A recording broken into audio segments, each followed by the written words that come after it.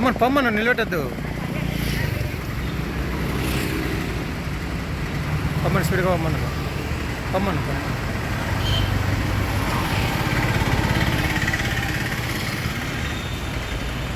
Right right చిన్నగా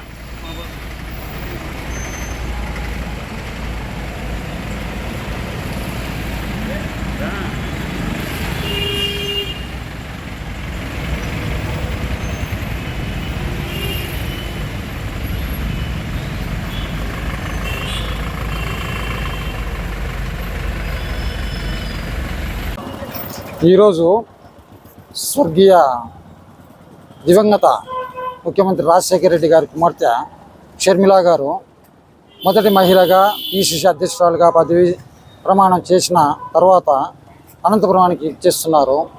ఈ సందర్భంగా తాడపత్రి నియోజకవర్గం నుండి తాడపత్రి నియోజకవర్గ ఇన్ఛార్జ్ సూర్యనారాయణ రెడ్డి ఆధ్వర్యంలో పెద్ద ఎత్తున వాహనాలతో తరలి అనంతపురం పోయి స్వాగతం చెప్పడానికి వెళ్తున్నాము.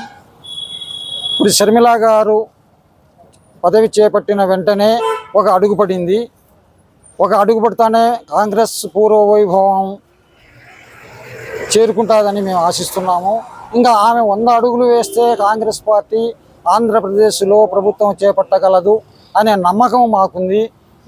ఈ సందర్భంగా పెద్ద ఎత్తున కార్యకర్తలతో అనంతపురం స్వాగతం పలకడానికి తాడపత్రి నియోజకవర్గం నుంచి వెళ్తున్నాము.